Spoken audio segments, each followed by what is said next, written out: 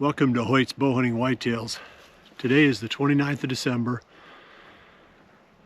and I'm going to, you're going to chuckle, I think, at the reason why I'm going to hunt this spot. This is the location where I had a trail camera that didn't work.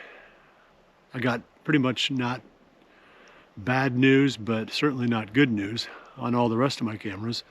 And since this one didn't work, I don't know that it's a poor spot to hunt, so maybe by default it's a good spot, because I know the other spots where I had cameras, all the activity was at night, and I wasn't picking up much for, mature bucks on anything. So I might get lucky, in this one, even though I didn't get photos on it, is going to be the location that turns out to be the best. Put it this way, I don't know that it's bad. So that's my reason. I did see some deer using this area last night when I was coming up the driveway. So I know there are deer coming down into the Whitetail Institute Wintergreens patch down below the stand, down along the driveway. What time they get there, I don't know, but at least there's some activity there. It's a pretty spot to hunt. We can see a lot of country, and as mild as the weather is, it'll be super comfortable up in the tree stand this afternoon. I think it's probably mid to upper 30s today, which feels really warm, compared to what it could be like this time of the year. I'm gonna work my way along the bottom edge of this this slope, pop into the stand from right below. It's very low impact. There's no way that the deer anywhere can see us coming, and if nothing else, we know that they're not going to be disturbed. So we'll see if there's any natural movement back here.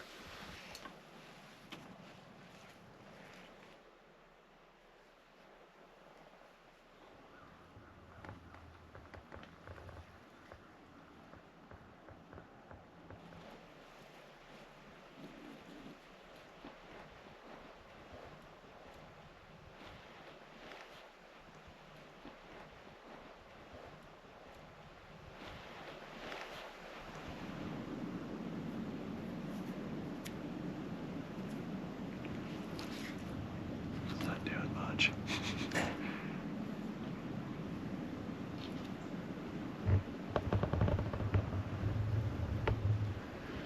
It's almost dead still. Just a little bit of thermals. Once this valley goes into shadow, then the thermal will come flowing down. It's just like water. If you think about water and how it flows over uneven ground, that's the same way the thermals flow. But you won't notice them if it's a day with a fair amount of wind, because the forecast wind will override the thermals. So you almost need still conditions or light and variable, and then you'll see the effect of the thermals. Usually towards evening, when the wind really lays down, then we feel them rolling down through these valleys.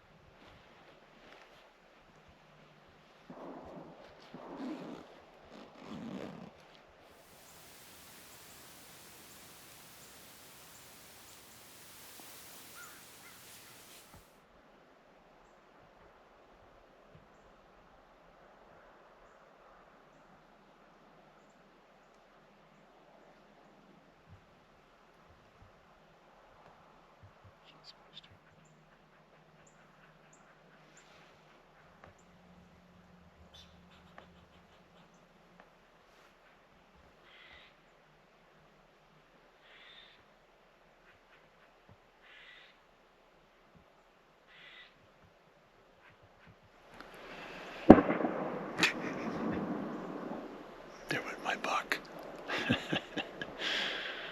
No, he's been over there target practicing all night.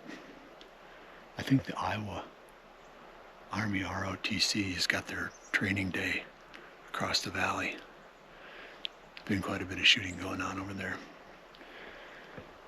So, another day, another deerless sit.